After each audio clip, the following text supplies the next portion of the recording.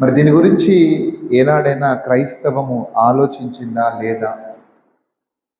చిన్నప్పటి నుంచి క్రైస్తవులుగా మనం జీవిస్తున్నాము, బ్రతుకుతున్నాం. కానీ ఏ రోజు కూడా మనం చేస్తున్న పండగల గురించి కానీ, మనం చేస్తున్న యొక్క కార్యక్రమాల గురించి కానీ ఏ రోజు ఆలోచించలేదు, బైబిల్ని పరిశీలించలేదు ఈ రోజు వరకు.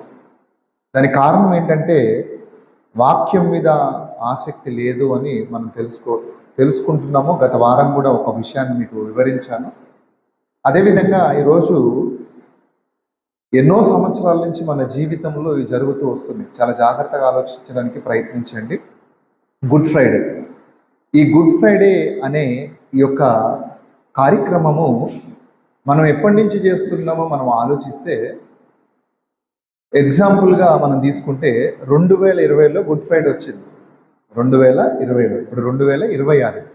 ఎక్కువ సంవత్సరాలు తీసుకోవట్లేదు, తక్కువ తీసుకున్నాం. ఓకేనా? 2020లో మనం గుడ్ ఫ్రైడే చేసుకున్నాం.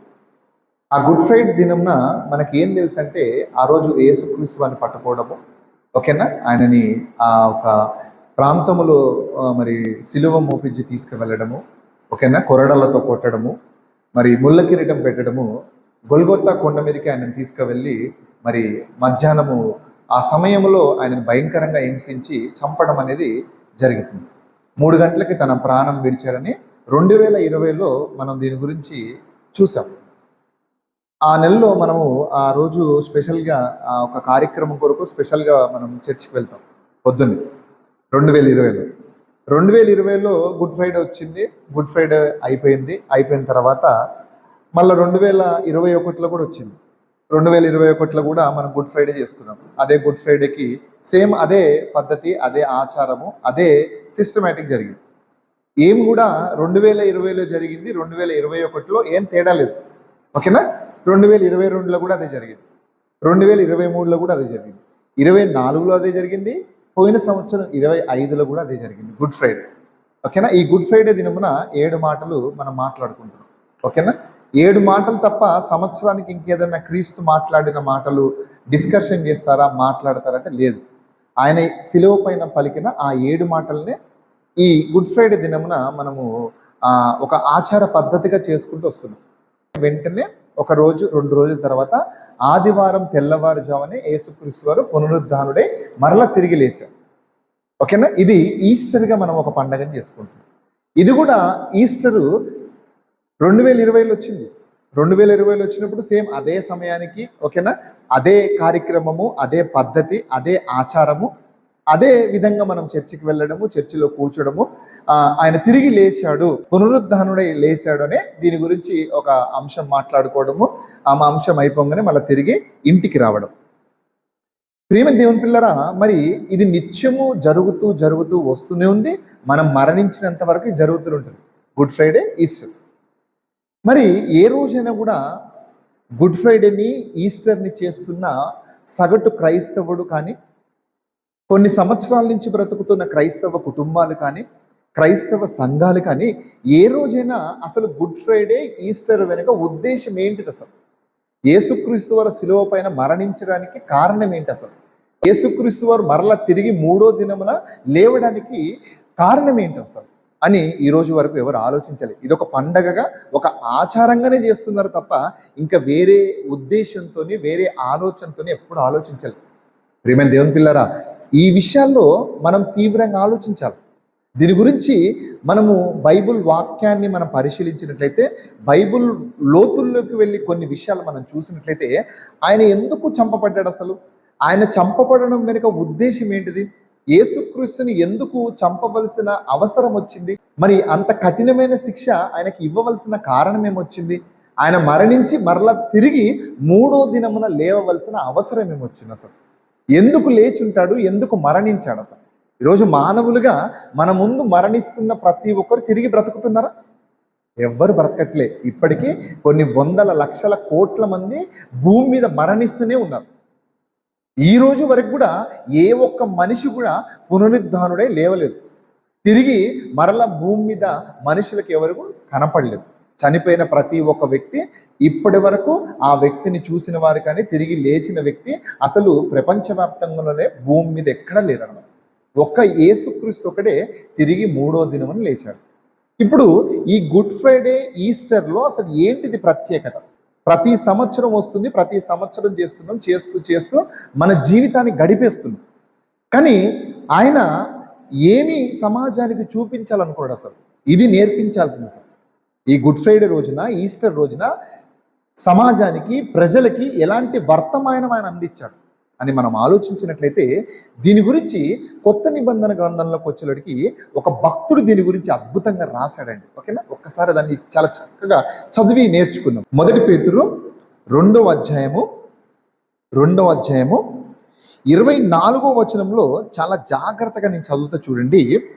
ఇక్కడ ఏమంటున్నాడంటే, మన పాపముల విషయమై, చూసారా, మన పాపముల విషయమై అంటున్నాడు అనమాట. యేసుక్రీస్తు వారి గురించి చెబుతూ మన పాపముల విషయమై చనిపోయి, అంటే ఈరోజు మానవ సమాజం, మనుషులు ఎవరైనా ఎదుటి వారి పాపముల నిమిత్తం ఎవరైనా చనిపోతారా?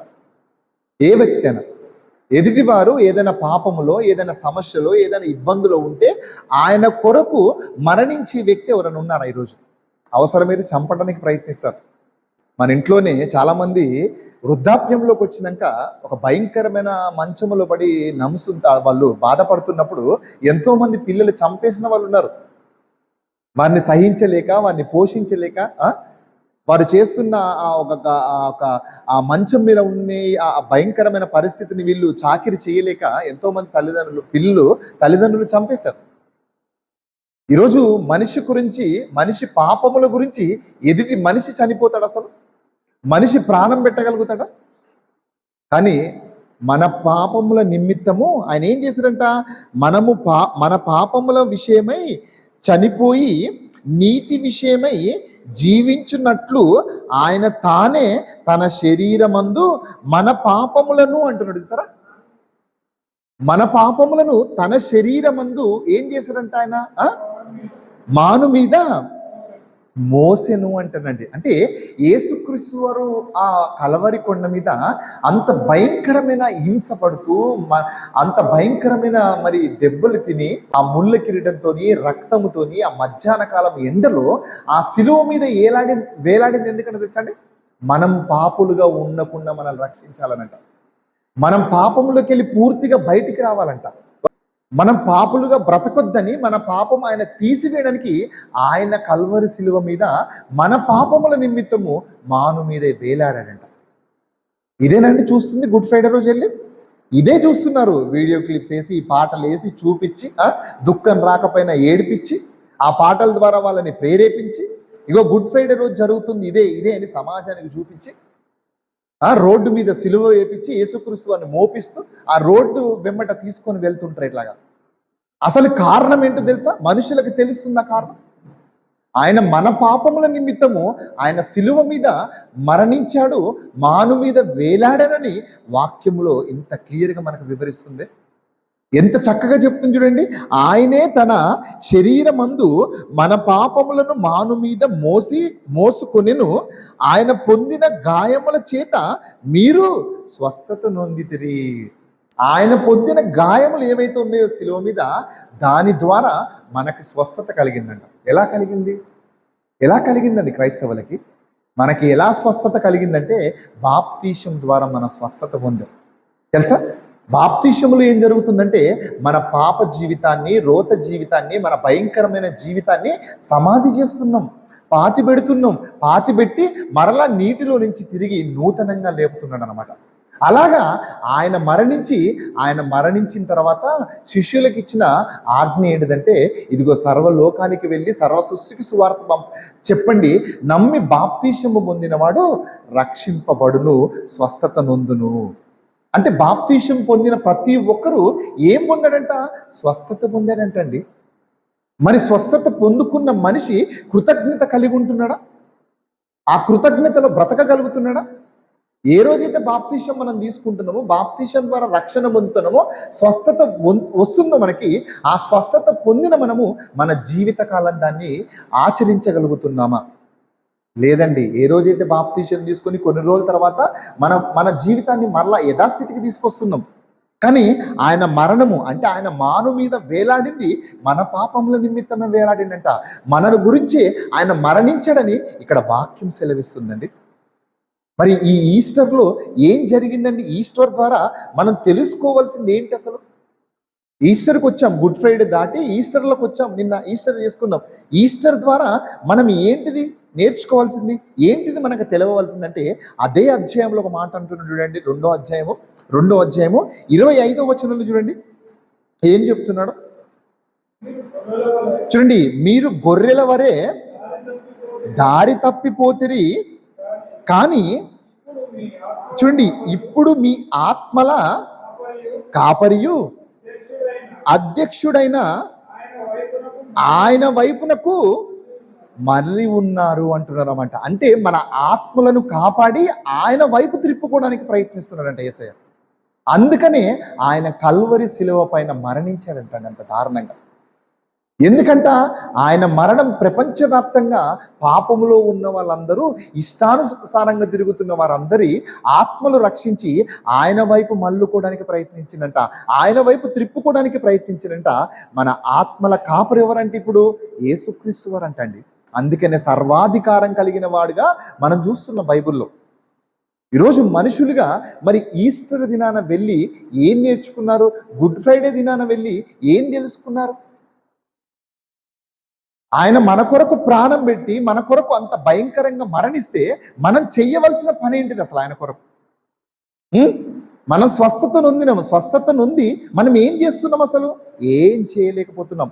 ఎన్ని సంవత్సరాలైనా గుడ్ ఫ్రైడే, ఈస్టరు ఒక ఆచార పద్ధతిగా చేసుకుంటూ వస్తున్నాం తప్ప దాంట్లో ఉన్న మర్మము, దాంట్లో ఉన్న ఆ ఫీలింగ్స్ ఈరోజు మనుషుల్లో రావట్లేదు. జస్ట్ క్యాజువల్గా వెళ్ళట్లేమండి. ఎన్ని గుడ్ ఫ్రైడేలకు మనం వెళ్ళలే, ఎన్ని ఈస్టర్స్కి మనం వెళ్ళలే చర్చలకి. వెళ్ళిన ప్రతిసారి అదే 7 మాటలు, అదే వాక్యాలు. పోయినసారి విన్నదే ఈసారి కూడా వింటాం, పోయినసారి చెప్పిందే మళ్ళీ అంతకు ముందు సారి చెప్పింది. అంతే తప్ప ఇందులో కొత్తదనం ఏం నేర్పిస్తున్నారు సమాజానికి? ఆయన ఏం చేయమన్నాడు, ఎలా బ్రతకమన్నాడని చూపించాలి. ఎలా చూపించాలంటే సమాజానికి ఏం మాదిరి విడిచిపెట్టిపోయాడు ఆయన సామాన్యంగా వెళ్ళిపోలేదండి. ఆయన శిలువ మీద మరణించి తిరిగి 3వ దినమున లేచి ఆయన ఏం మాదిరి చూపించాడు తెలుసా సమాజానికి? ఈరోజు ఎంత మాదిరి కలిగి ఈరోజు మనుషులు బ్రతుకుతున్నారండి. ఆయన కోరిక ఏంటిది అసలు? యేసుక్రీస్తు వారి కోరిక ఏంటిది తెలుసా అండి? ఆయన కోరిక ఏంటిదో ఇదే అధ్యాయంలో చెప్తున్నటువంటి ఏం కోరిక కలిగి ఉన్నాడు ఆయన. అదే అధ్యాయంలో పైకి వెళ్ళండి, 21వ వచనం చూడండి ఒకసారి. ఈరోజు ఆయన కోరిక ఏమనుకుంటున్నారు ఈ సమాజం? ఈస్టర్ అనగానే, గుడ్ ఫ్రైడే అనగానే కొత్త బట్టలు కొనుక్కోవడం, ఇంట్లో పండగ వాతావరణం, ఇంటికి కావాల్సిన అన్ని డెకరేషన్ చేసుకోవడము, ఇంటికి బంధువులు వస్తారు, కోడిని కోయడము లేకపోతే మేకను కోయడము. నిన్న అయిందా లేదండి ఈస్టర్ దినం? ఖచ్చితంగా అవుతుంది ప్రతి ఒక్కరింట్లో. బిర్యానీ, నాన్ వెజ్లు ఇవి. అంటే ఏం మాదిరి పెట్టాడు యేసుక్రీస్తు? ఆయన చనిపోయి తిరిగి 3వ దినం లేచి వెళ్ళిపోయేటప్పుడు ఏం మాదిరి ఇచ్చిపోయాడు మనకి.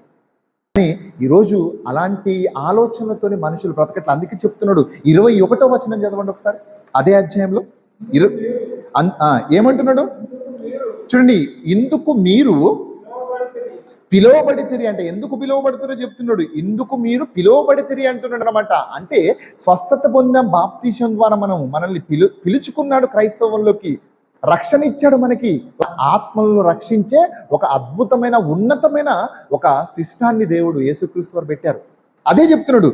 ఇందుకు మీరు పిలువబడితిరి, క్రీస్తు కూడా మీ కొరకు బాధపడి మీరు తన అడుగు జాడల యందు నడుచుకొనున్నట్లు అంటున్నాడంట. అంటే చూడండి, మనం ఎవరు అడుగు జాడల్లో నడుచుకోవాలంట? మన తల్లిదండ్రుల అడుగు జాడల్లో నడుచుకోవాలి, లేకపోతే ఒక హీరో అడుగు జాడల్లో నడుచుకోవాలా, లేకపోతే ఒక రాజకీయుడు అడుగు జాడల్లో నడుచుకోవాలా, లేకపోతే మన కుటుంబంలో ఎవరైనా మంచి స్థితిలో బతికి మంచి స్థాయిలో బతికితే వాడు అడుగు జాడల్లో బతకాలి. అంతే కదండి. ఈరోజు చూడే తల్లిదండ్రులు చూసిన పిల్లలు వాళ్ళ తల్లిదండ్రులు అడుగు జాడల్లో నడుస్తారు. వాళ్ళు ఎలాగైతే బ్రతికారో, ఎలాగైతే జీవించారో అదే క్యారెక్టర్ వీళ్ళు జీవిస్తూ ఉంటారు. ఇదా నేర్చుకోవాల్సింది, ఇదా మనం చేయవలసింది. అందుకని యేసుక్రీస్తు వారు ఆయన మరణించింది ఎందుకంటే, ఎందుకు మరణించాడో, ఏం చెయ్యమన్నాడో ఇక్కడ చెప్తున్నాడు మనకిలేగా. చదవండి మళ్ళీ ఫస్ట్ నుంచి. ఇందుకు మీరు పిలువబడితిరి, క్రీస్తు కూడా మీ కొరకు బాధపడి మీరు తన అడుగు జాడలందు నడుచుకొనున్నట్లు చూడండి మీకు మాదిరి ఉంచి పోయెను అంటున్నాడు అనమాట. అంటే మనకు ఒక మాదిరి ఉంచిపోయాడంటే ఏంటిది ఆ మాదిరి? ఇదిగో నేను ఎలాగైతే వచ్చానో భూమి మీదకి, నేను కేవలం మీలాగానే బ్రతికాను, మీలాగానే జీవించాను, మీలాగానే తిన్నాను, మీలాగానే పడుకున్నాను, స్పెషల్ ఏమీ లేదు నాకు. కానీ మీకన్నా ఇంకా భయంకరమైన స్థితిలో నేను బ్రతికానని యేసుక్రీస్తు వారు చెప్తున్నారు. అలా బ్రతికిన నేను, అలా జీవించిన నేను, మీరు కూడా అలా బ్రతకాలి, అలాగా జీవించాలి, నా అడుగు జాడల్లో నడవాలంటున్నాడు. అంతే కదండి. ఇప్పుడు యేసుక్రీస్తు అడుగు జాడల్లో నడవాలంటే ఏంటిది? ఆయన ఏ విధంగా అయితే ఉన్నాడో, ఆయన ఏ విధంగా అయితే జీవించాడో, ఆయన ఏ విధంగా అయితే భూమి మీద బ్రతకాడో ఆ లక్షణాలు, ఆ గుణాలు మనలో ఉండాలంట. ఇప్పుడు మనోళ్ళు ఎలాగా అండి? ఒక సంఘం ఉన్నదనుకో, అయ్యగారు అడుగు జాడల్లో నడుచుకుంటారు. అయ్యగారు ఏం చెప్తే అదే అనమాట సంఘానికి. ఇదా నేర్పించింది? క్రీస్తు ఏమంటున్నాడంటే ఆయన అడుగు జాడల్లో నడవంటున్నాడు సంఘాన్ని. క్రైస్తవుణ్ణి ఆయన అడుగు జాడల్లో నడవంటాడు. సంఘ ఆచార పద్ధతులతో కాదు, సంఘం చెప్పిన దాని మీద నిలబడడం కాదు, సంఘములో ఉన్న పెద్దల వెనక నడవడం కాదు, వాళ్ళ అడుగు జాడల్లో వెళ్ళడం కాదు. సంఘంలో ఒక పెద్ద తాగుబోతైతే వీడు కూడా తాగుబోతులాగానే వాడు అడుగు జాడలో పోతాడు. ఒకడు తిరుగుబోతైతే వాడు అడుగు జాడలో వీడు వెళ్ళిపోతుంటాడు. ఎందుకు? వీళ్ళు ఏం నేర్చుకుంటున్నారు? వాళ్ళు చూపించిన మాదిరిని వీళ్ళు చూపిస్తున్నారు అన్నమాట. అదే సంఘ కాపరి కానీ, సంఘంలో ఉన్న పెద్దలు కానీ, వీళ్ళు క్రీస్తు అడుగు జాడల్లో నడిస్తే మన వెనకున్న వాళ్ళు కూడా మన అడుగు జాడల్లో నడుచుకుంటూ వస్తారు. ఇప్పుడు క్రీస్తు యేసుక్రీస్తు వారు అదే చెప్తున్నారు అనమాట. ఆయన మాదిరి విడిచిపెట్టిపోయారంట. ఏంటిది మాదిరి? ఈరోజు ఏం మాదిరి కలిగి ఉన్నారు క్రైస్తవులు? గుడ్డ. కోడిగుడ్డు ఎందుకంటే అసలు ఆలోచించారు ఎప్పుడైనా? ఈస్టర్కి కోడిగుడ్డు చూపిస్తారు. ఏంటిది కోడిగుడ్డు? కోడిగుడ్డు వల్ల ఏం నేర్చుకుంటున్నారు? సమాజానికి ఏం నేర్పిస్తున్నారు? కోడిగుడ్లు పంచుతావా? కోడిగుడ్లు ఇస్తారా? మన దగ్గర లేదు ఇంకా, కానీ ఆంధ్ర సైడ్ అటు సైడ్లో ఉన్నాయి ఇవి. కోడిగుడ్డు ఇచ్చిడండి అనంటే వీళ్ళు ఏం చేశారంటే, కోడిగుడ్డు ఏ విధంగా అయితే అందులోకి వెళ్ళి గుడ్డు పొదుగు వేసినప్పుడు అందులోకి వెళ్ళి పిల్ల బయటకి ఎట్లయితే వస్తుందో కొన్ని దినముల తర్వాత, ఇదిగో యేసుక్రీస్తు వారు కూడా ఈ కోడిగుడ్డులోకి వెళ్ళి ఎలాగైతే వచ్చాడో బ్రతికి అలాగ వచ్చాడు. కాబట్టి ఈ కోడిగుడ్డుని సాదృశ్యంగా మేము ఒక ఆచార పద్ధతిగా చేస్తుందని కోడిగుడ్లు పంచుకుంటున్నారు. చాలామంది చూడండి అండి, వాట్సాప్లో కూడా పెట్టారు. నాకు చాలామంది నా ఫ్రెండ్స్, ఐందవల్లో ఫ్రెండ్స్ ఉన్నారు కొంతమంది, వాళ్ళు ఈస్టర్ శుభాకాంక్షలు చెప్పడానికి ఆ పాంప్లెట్ నాకు పంపించారు. అందులో కోడిగుడ్లు ఉన్నాయి. అసలు ఈస్టర్కి కోడిగుడ్లకి ఏంది? ఇదా యేసుక్రీస్తు విడిచిపెట్టిన మాదిరి? కోడిగుడ్డు పిల్లలకి పెట్టాలండి, మనం తినాలా, మనకు బలము. కోడిగుడ్డు ద్వారా మంచి ప్రోటీన్స్, మంచి విటమిన్స్, ఇవి మనం తినడానికి దేవుడిస్తే ఈస్టర్ దినాన నువ్వు దాన్ని ఒక సాదృశ్యంగా ఎలా తీసుకుంటున్నావు? ఈ సాదృశ్యంగా ఏం చెప్పాడు? నా అడుగు జాడల్లో నడవాలని క్రీస్తు అన్నాడు. కానీ వీళ్ళు ఏం చేస్తున్నారు? లోక సంబంధమైన ఒక దాన్ని తీసుకొచ్చి కోడిగుడ్లు పంచుతున్నారు. ఇది కాదు యేసుక్రీస్తు వారు ఇచ్చిన మాదిరి. మనకి తెలుసా, గుడ్డులో లేదు మాదిరి. మన బ్రతుకులో చూపించాలన్నమాట, మన జీవితంలో చూపించాలి, మన క్యారెక్టర్లో మనం చూపించినప్పుడు అప్పుడు మనకు తెలుస్తుంది అనమాట. అంటే ఎలాంటి మాదిరి కలిగి ఉండాలంటే, వాక్యము చెబుతున్న మాదిరి మనలో ఉండాలంటండి. వాక్యములో ఉన్న మాదిరి మనలో కనపడాలంట. యేసుక్రీస్తు వారు అందుకే వచ్చారు కండి. ఏం చేశారు? ఆయన ఏం చెప్పాడు? ప్రతి అధ్యాయంలో మత్తయి సువార్త నుంచి ఆయన ప్రకటనలో అన్నీ ఏం చెప్పాడంటే, ఇదిగో నేను ఇతర గ్రామాలకి వెళ్ళి ప్రకటించడానికి వచ్చాను, నా తండ్రి చిత్తాన్ని నెరవేర్చడానికి వచ్చాను, ఆ పని మీదే నేను ఉన్నాను, ఆ పని కోసమే నేను వచ్చాను, పాపులను రక్షించడానికి నేను వచ్చాను అన్నాడు. కానీ ఈరోజు మన వాళ్ళు స్వస్థతలు చేయడానికి వచ్చారు, ఆరాధన చేయడానికి వచ్చారు, ఉపవాసాలు చేయడానికి వచ్చారు, ఇక రకరకాల ఆచార పద్ధతులు చేయడానికి వచ్చారు తప్ప క్రీస్తుని పోలి నడుచుకునేవారు ఎవరన్నారు? క్రీస్తు ఎలా జీవించాడు, ఆయన మాదిరిని ఎలా ఇచ్చాడో అలా జీవించగలుగుతున్నారా? లేదండి. అందుకే మనకు మాదిరిగా బైబిల్లో కొన్ని సందర్భాలు పెట్టాడు. ఎప్పుడైనా గొంగళి పురుగును చూసారో లేదో మీరు? గొంగళి పురుగు జీవితాన్ని మీరు చూస్తే ఆశ్చర్యపోతారు. అది బతికి ఉండగానే అలా వెళ్ళిపోయి మన కంటి ముందు గూడి కట్టుకుంటున్నాడు. బ్రతికున్నప్పుడే దాన్ని చూస్తే దాన్ని ముట్టుకోలేము, అది మనకు తగులితే దురద పెడుతుంది గొంగలి పురుగు. ఆ గొంగలి పురుగు వెళ్ళిపోయి గూడి కట్టుకొని ఆ గూడిలో తన శరీరంతోనే బ్రతుకున్నప్పుడే వెళ్ళి ఆ గూడిలో మరణిస్తుంది. అది తెలుసా? మరణించి తిరిగి కొన్ని దినముల తర్వాత ఒక అద్భుతమైన ఆశ్చర్యకరమైన చీతాకోక శిలికలాగా బయటికి తిరిగి వస్తుందండి. ఇది ఈ మాదిరి మనం చూసినప్పుడు ఈ మాదిరిని మన కళ్ళ ముందు పెట్టాడు యేసుక్రీస్తు వారు. నేను కూడా అలాగే మరణించి నా శరీరాన్ని నలక్కొట్టుకొని శరీరంతో ఉన్నప్పుడు హింసపడి బాధపడి మీ పాపముల నిమిత్తం మరణించి ఇదిగో సమాధిలో పెట్టబడి 3వ దినమున విజయాన్ని సాధించి బయటకు వచ్చారంట. ఒక విక్టరీ వీరుడుగా, ఒక రాజుగా తిరిగి బయటకు వచ్చారంట సార్. ఇది మన కంటి ముందు పెట్టిన ఒక మాదిరి అండి. ఇది ఒక గొంగలి పురుగు ఎలాగైతే వెళ్ళి మరణించి సీతాకొక చిలుకలాగా బయటకు వస్తుందో, సేమ్ అలాగనే యేసుక్రీస్తు వారు కూడా తన జీవితంలో ఆయన అలాగే ఆత్మగా తిరిగి బయటకు వచ్చాడు, శరీరంతో విజయం సాధించి. ఈరోజు బ్రతుకుతున్న మనందరం కూడా మన శరీరాలతోని ఆత్మలను కాపాడుకోవాలంట. ఈ శరీరం ఏదైతే ఉందో క్రీస్తు అడుగు జాడల్లో నడవాలంట, క్రీస్తు కొరకు మనం జీవించాలంట. అలా జీవించినప్పుడే, శరీరాన్ని చంపినప్పుడే, శరీర కోరికల్ని మనం చంపినప్పుడే తిరిగి ఆత్మీయంగా బ్రతకగలుగుతామంట. శరీర కోరికల్ని చంపకుండా, శరీర ఆశల్ని చంపకుండా మనం ఎప్పుడు కూడా తిరిగి లేవలేమని ఇగో దేవుని వాక్యం చెప్తుందన్నమాట. అందుకనే గుడ్ ఫ్రైడే, ఈస్టర్ మనకి ఏం నేర్పిస్తుందంటే, యేసుక్రీస్తు వారు చూపించిన మాదిరి ఏదైతే ఉందో ఆయనలాగా జీవించి ఆయనలాగా బ్రతకగలిగితేనే మనం తిరిగి పునరుద్ధానమై లేవగలుగుతామంట. మరి ఇలాంటి మాదిరి మన జీవితంలో ఉండాలండి. ఇంకా ఎన్ని సంవత్సరాలు, ఇంకా ఎప్పుడు తెలుసుకుంటాం మనం? ఎప్పుడు ఇదేనా? పాడిందే పాటరా పాడిందే పాటరా అనేదో డైలాగ్ ఉంటుంది. అది కాకుండా కొత్తగా ఏం లేదా మనకి? సంఘానికి వస్తున్న వారికి నేర్పించాలి కదా ఇవన్నీ. మీరు క్రీస్తులాగా మారిపోవాలి, క్రీస్తు లాంటి క్యారెక్టర్ మీరు రావాలి. యేసుక్రీస్తు ఎలాగైతే బ్రతికాడో, ఆయన ఎలాగైతే జీవించాడో అలా జీవించి బ్రతికి మరణిస్తే తప్ప ఆ లోకానికి వెళ్ళలేమని చెప్పాలి కదండి. ఇష్టానుసారంగా బ్రతుకుతున్నారు, అయిపోయింది ఈస్టర్. మళ్ళీ రేపటి నుంచి మళ్ళీ అదే బ్రతుకు, లేపటి నుంచి అదే జీవితం, అదే బూతులు, అదే కొట్లాట్లు, అదే తాగుడు, అదే జీవితం, అదే ఇక మారదు. కానీ ఆయనని పోలి నడుచుకోవాలి, ఆయన అడుగు జాడల్లో నడుచుకోవాలని చెప్తున్నాడుగా యేసుక్రీస్తు వారు. మరి ఆయన అడుగు జాడల్లో మనం నడుచుకోవాలంటే మన జీవితంలో చాలా విషయాల్లో మనం ఏమవ్వాలంట? కాంప్రమైజ్ అవ్వాలంట. మన శరీరంలో ఉన్న ఆ కోరికల్ని చంపవలసిన వారమై ఉన్నామంట. ఏమున్నాయండి కోరికలు? శరీరం ఏం కోరుకుంటుంది? శరీరానికి కావాల్సింది ఏంటంటే రోమిల్ రాసిన పత్రికలో చెప్తున్నారు చూడండి. రోమిల్ రాసిన పత్రిక 6వ అధ్యాయము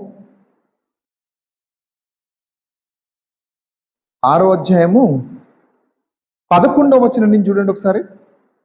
చాలా జాగ్రత్తగా చదవండి. 11 నుంచి చూడండి ఏం చెప్తున్నాడు. అటువలే మీరును పాపము విషయమై మృతులుగాను అంటారు. చూస్తారా? అంటే పాపం విషయంలో మనం ఏమైపోవాలంట? చచ్చిపోవాలంట. మనం మృతులుగాను అంటున్నాడు అనమాట.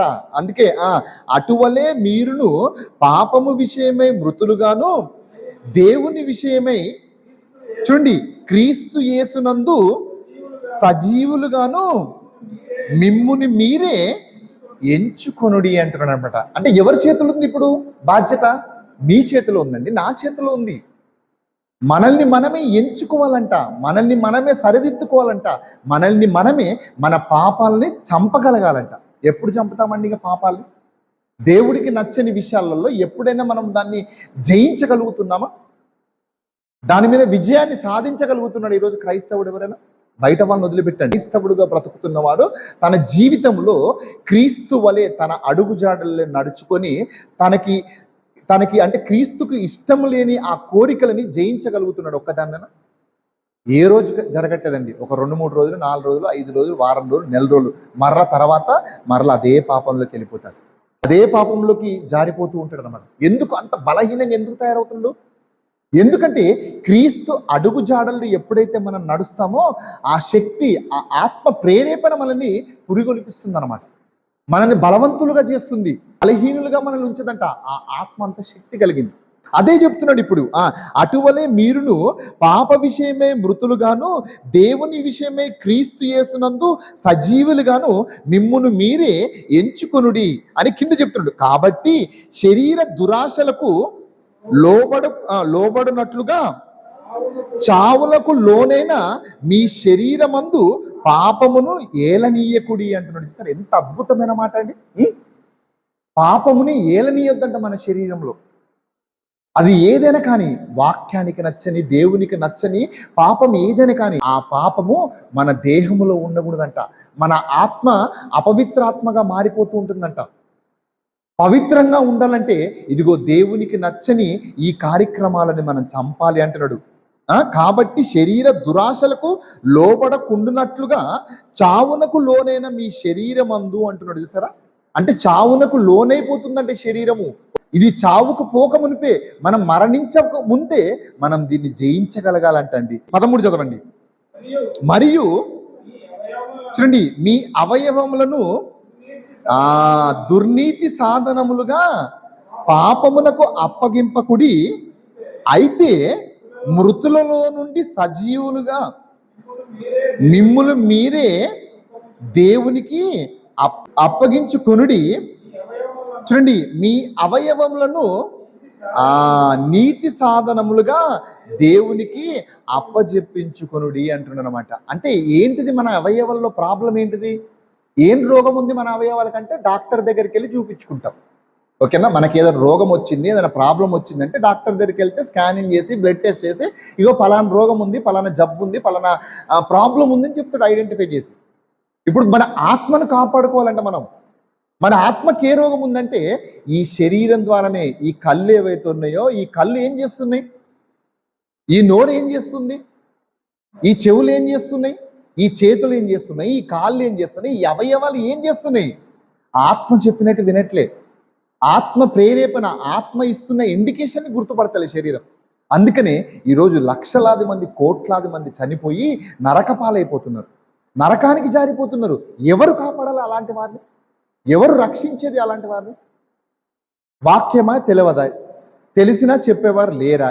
చెప్పినా వచ్చి వింటారంటే వినరాయ్. ఓకేనా? అలాంటి స్థితిలో ఈరోజు సమాజం బ్రతుకుతుంటే, ఇలాంటి సమాజాన్ని బాగు చేయడానికి 2026 సంవత్సరాల ముందు వచ్చాడు యేసుక్రీస్తు వారు. ఎన్ని సంవత్సరాలు అయిపోయింది చూడండి ఆయన వచ్చి శిలువ మీద, మాను మీద మన పాపముల నిమిత్తము ఆయన భరించాడంట అండి. ఆయన శరీరాన్ని నలగగొట్టుకున్నాడంట, రక్తపు చుక్క లేకుండా చేసుకున్నాడంట ఒంట్లో. ఎందుకోసము? మనము రక్షింపబడాలంట, మనము పవిత్రులుగా బ్రతకాలంట, మనలో పాపం లేకుండా జీవించాలని ఆయన కోరుకొని ఆయన మరణించాడంట.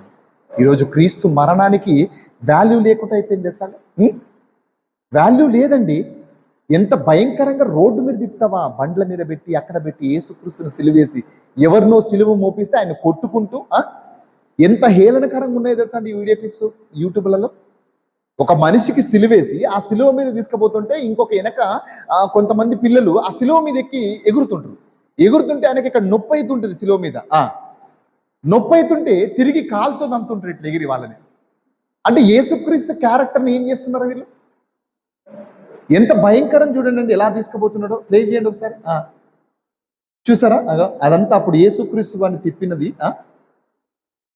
ఏం తెలుసండి? ఆయన మాదిరి విడిచిపెట్టింది ఏంటిది? ఆయన అడుగు జాడల్లో నడుచుకోమన్నాడు. ఆయన అడుగు జాడలు ఏంటి? పాపాన్ని జయించగలిగిన సామర్థ్యం కలిగిన వాడు.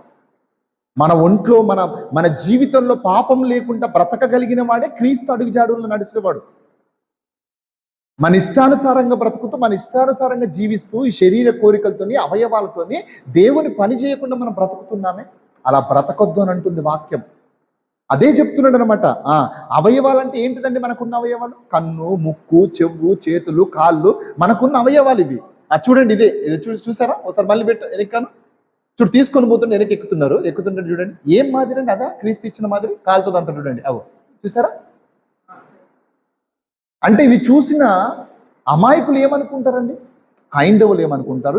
ఇతర మతం వాళ్ళు ఏమనుకుంటారు? ఆ రోజు క్రీస్తు కూడా ఇలాగే చేసేది అనుకోలేదా? చెయ్యవలసిన కార్యక్రమం ఏముంది? మంచి 4 మాటలు చెప్పి ఈస్టర్ రోజు, గుడ్ ఫ్రైడే రోజు అద్భుతమైన ప్రసంగం చేసి కొన్ని 100 మందిని మార్చగలగాలి. వచ్చి కూర్చొని కొత్త బట్టలు వేసుకొని కూర్చొని అలాగా ఫ్యాన్ల కింద, గుడిసెలలో, అక్కడ డేరాల కింద కూర్చొని బట్టలు చూసుకొని, నగలు చూసుకొని మురిసిపోయి నాంత వాడు లేడు, నన్ను దీవించిండు, ఆశీర్వదించిండు దేవుడు అని చెప్పేసి మాట్లాడుకొని ఆ రొట్టె ద్రాక్ష తీసుకొని వెళ్ళిపోతావా? అందుక ఆ మాదిరిన యేసుక్రీస్తు విడిచిపెట్టింది. మన అవయవాల్ని దుర్నీతి సాధనాలుగా వాడుకోవద్దంట. ఓకేనా? నీతి సాధనాలుగా వాడుకోవాలంట మన అవయవాలు. దేహాన్ని అందుకే ఇచ్చాడు దేవుడు, ఈ అవయవాలు అందుకే ఇచ్చాడు. ఓకే, సమయం అయిపోయింది. ఎన్నో సంవత్సరాలు మనం ఏదో ఇష్టారాజ్యంగా బ్రతికాం, ఈ అవయవాలతో మనకి ఇష్టమైనట్టు జీవించాం. ఇక నుంచైనా ఈ అవయవాలు దేవుని కొరకు మనం ఉపయోగించాలంట. దేవుని పని నిమిత్తము, దేవుడి పాటల నిమిత్తము, దేవుని సువార్త నిమిత్తము, దేవుని కార్యక్రమాల నిమిత్తము ఈ దేహాన్ని, ఈ అవయవాల్ని మనము వాడుకోవాలంట సాధనాలుగా. సాధనాలంటే యుద్ధానికి వెళ్ళే ఆయుధాలుగా వాడుకోవాలంట. యుద్ధానికి వెళ్ళేటప్పుడు ఆయుధం ఉంటుంది కానీ మన చేతిలో, ఆయుధంతో పోట్లాడతాం. అలాగనే ఆత్మకు కూడా ఆయుధాలు కావాలంట. ఈ ఆయుధాలు ఏంటిది? ఈ శరీరంలో కనబడుతున్న ఈ అవయవాలే. ఈ అవయవాలని మనము నీతి సాధనాలుగా వాడుకుంటే ఆత్మను రక్షించుకుంటామంట మనం. లేదు మా ఇష్టానుసారంగా మేము వెళ్ళిపోతామండి, మా ఇష్టానుసారంగా మేము జీవిస్తామంటే అసలు దేవునికి వ్యతిరేకమైన జీవితం అంటారు. అలాంటి జీవితం జీవిస్తే ఎప్పటికీ మనం తిరిగి ఆ లోకానికి చేరుకోలేమని బైబిల్ వాక్యం చెప్తుంది. ఇది కదండి యేసుక్రీస్తు వారి మాదిరి. ఎంత అద్భుతంగా మాట్లాడుతున్నాడు ఆయన. ఏం చేశాడు? మనము పాపముల విషయమే చనిపోయి నీతి విషయమై జీవించినట్లు ఆయన తానే తన శరీరమందు మన పాపములను మాను మీద మోసుకునేను అంట. చూసారా, మన పాపములను ఆయన మాను మీద మోసుకున్నాడంట. ఎంత బరువో చూడండి అండి.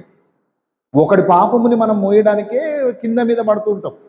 మన కుటుంబంలో కానీ, మన తెలిసిన వారిలో కానీ, మన బంధువుల్లో కానీ ఏదైనా తప్పు ఉంటే, ఏదైనా పొరపాటు ఉంటే అది మనం భరించుకోలేక దాన్ని మోస్తూ ఉంటాం. కానీ భూమి మీద ఉన్న ప్రజలందరి పాపములు ఆయన మాను మీద మోసాడంటండి. అందుకని తండ్రిని వేడుకుంటూ ఉంటాడు తెలుసా, తండ్రిని రిక్వెస్ట్ చేస్తూ ఉంటాడు, నీకు సాధ్యమైతే నన్ను తప్పించు ప్రభువా, నన్ను కాపాడు తండ్రి అని ఆయన గెత్సేమనే చోటులో ఆయన ప్రార్థనలో దేవుణ్ణి వేడుకుంటూ ఉంటాడు. సాధ్యమైతే ఈ గిన్నెను నా యొద్ద నుండి తొలగించుము అంటూ ఉంటాడు. ఎందుకు నా చెయ్యి విడిచితివని శిలువ మీద మాట్లాడిన మాట, నేనేం చేశానని. కానీ మనందరి నిమిత్తము దేవుడు సంకల్పాన్ని నెరవేర్చడానికి భూమి మీదకి వచ్చి ఉంటాం. సేమ్ అదే విధంగా మనందరం కూడా భూమి మీదకి వచ్చామండి. కానీ భూమి మీదకి వచ్చిన మనందరినీ కూడా మార్గం తప్పించేసి ఇక్కడే ఇక మీ జీవితం సుఖంగా సంతోషంగా పెళ్ళిళ్ళు చేసుకొని పిల్లల్ని కని పిల్లల్ని పెంచి వాళ్ళకి పెళ్ళిళ్ళు చేసి మీరు ముసలోళ్ళై చనిపోయి సమాధిలో పాతి పెట్టబడాలి. యేసుక్రీస్తు అడుగుజాడలు నడవరిగా. యేసుక్రీస్తు అడుగుజాడల్లో నడిచిన వారే తిరిగి లేస్తారు అలాగా సమాధిలోకి వెళ్ళి, ఆయన క్రీస్తు రెండో రాకళ్ళు. అలా లేచిన వాడే ఎవరైతే ఉంటారో ఆయననే క్రీస్తు తీసుకెళ్తానంటున్నాడు. అందుకదే కదా నీకు ఎన్నోసార్లు చూపించాను. మత్తయి సువార్తలు 24, 25 ఉంటుంది కదా, ఆయన వచ్చినప్పుడు రెండు గుంపులుగా చేసి పెడతాడంటున్నాడు కదా. ఎడమవైపు ఒకరిని, కుడివైపు ఒకరిని పెట్టి, ఇగో నా తండ్రి చేత ఆశీర్వదింపబడిన వాళ్ళారా, భూమి పుట్టింది మొదలుకొని ఇగో మీ కొరకు సిద్ధపరిచిన లోకాన్ని స్వతంత్రించుకోండి అని అంటున్నాడు. ఎన్ని మాటలు దేవుడు మన కొరకు రాపిచ్చాడండి యేసుక్రీస్తు ద్వారా. కాబట్టి ప్రియమైన దేవుని పిల్లారా, మనం మాదిరిగా ఆయన విడిచిపెట్టిన మాదిరి ఏదైతే ఉందో ఆ మాదిరిని మనం మన జీవితంలో చూపించాలంటండి. మనల్ని చూసిన వారు ఏమనుకోవాలి తెలుసండి, అరే క్రైస్తవుడు నిజంగా ఇలా ఉంటాడా, ఇలాంటి క్యారెక్టరా, ఇలాంటి మనస్తత్వం అని వాళ్ళు అనుకోగలగాలి. కానీ ఇలాంటి భయంకరమైన స్థితికి సమాజంలోకి తీసుకుపోతే ఏం నేర్చుకుంటారు దాన్ని బట్టి? అలా రోడ్డు మీద నువ్వు షోలు చేస్తే, రోడ్డు మీద నువ్వు అలాగా రన్ ఫర్ జీసస్ అంట. ఏంటి రన్ ఫర్ జీసస్? ఎక్కడని చెప్పాడు బైబిల్లో ఉందా?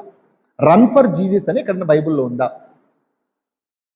ఎక్కడ లేదండి. పౌలు గారు చెప్పారు, ఇంతకుముందు చెప్పారుగా, పరుగు పందెం. ఏంటిది నీ పరుగు పందెం? మన పరుగు పందెం ఏంటంట? అంతం వరకు పోరాడాలి, అంతం వరకు మనం పరుగు పందెంలో విజయాన్ని సాధించాలంట. ఆయన సువార్త పని విషయంలో ఆయన తిరిగి లేచిన తర్వాత ఏం జరిగింది తెలుసా అండి? ఆయన తిరిగి లేచి శిశువులకు కనబడి కొన్ని రోజులు వాళ్ళకి బోధించి వాక్యం చెప్పి వెళ్ళిపోయేటప్పుడు శిష్యులకి ఏం చెప్పాడు? సర్వలోకానికి వెళ్ళి మీరు సర్వ సృష్టికి సువార్త ప్రకటించండి.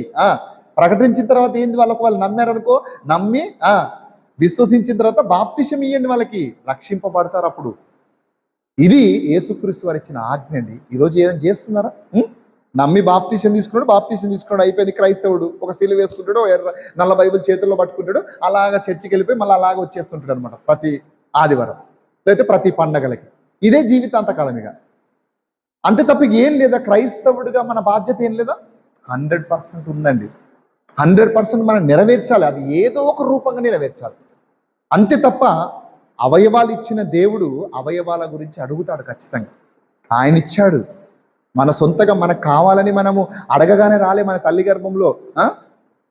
మనం ముందే ఆయనని మనం రిక్వెస్ట్ చేయలే, తండ్రి నాకు చేయి ఇక్కడ రైట్ సైడ్లో ఈ చేయి పెట్టు, ఎడమ ఈ కుడి చేతులు ఈ చేయి పెట్టు, ఈ కళ్ళు ఇక్కడ పెట్టు, కన్ను మీద ఈ కనుబొమ్మలు పెట్టు, ఈ నోట్లో పండ్లు పెట్టు నేను తినడానికి, గుండె లోపల పెట్టు, గాలి పీల్చుకోవడానికి ఊపిరితిత్తులు పెట్టు, లేదా నీళ్ళు తాగినాక ఫిల్టర్ అవ్వడానికి కిడ్నీలు పెట్టు. ఇవన్నీ మనం అడిగామా? అడగక మునిపే దేవుడు ఉచితంగా మనకి ఇచ్చాడంట. ఎందుకు? ఆయా అవయవాలతోని మనకు పని ఉంది. ఈ అవయవాలతోని మనం పని చేయాలి. పని చెయ్యకుండా మనం మరణిస్తే మనకి జీతం రాదు. పోయినసారి చూపించిందిగా, ఆయన చేతిలో జీతం రెడీగా ఉందంట మనకి ఇవ్వడానికి. చేసిన ఒకరు రానా పని చేసినాక ఇక జీతం తీసుకో, అంతే కదండి. పని చేస్తేనే జీతం. పని చేయనోడికి సోమరిపోతున్నాడు రా అంటాడు. చీకటి కలిగిన అందులోకి వెళ్ళడం అంటాడు, నరకంలోకి. కాబట్టి అలాంటి జీవితం మనకొద్దు. మనం నేర్చుకుంటున్నాము, అన్ని విషయాలు తెలుసుకుంటున్నాం కాబట్టి మన జీవితంలో ఆయన మాదిరిని మనం ఖచ్చితంగా చూపించగలగాలంట. అలా చూపించిన రోజే ఇదిగో ఈ ఈస్టర్ కానీ, గుడ్ ఫ్రైడే కానీ, ఇంక ఏ పండగలైనా చేయడానికి అర్హత పొందిన వాళ్ళం మనం. అలా చేసిన రోజు నువ్వు చేయి పండగ, ఆనందం కదా. చెయ్యకుండా చేస్తే ఏం ఆనందం అందులో. కాబట్టి అలాంటి జీవితాలు మన జీవితంలో వద్దు. కాబట్టి ఇక నుంచైనా మనము చాలా జాగ్రత్తగా మన జీవితాలని, మన ఆత్మల్ని కాపాడుకోగలిగే బాధ్యత దేవుడు మనకి ఇచ్చాడు. కాబట్టి అది ఎరిగిన మనము ఖచ్చితంగా దేవుని గురించి పనిచేసి మరణించి తిరిగి పరలోకం చేరుకోవాలని దేవుని వాక్యం చెప్తుంది.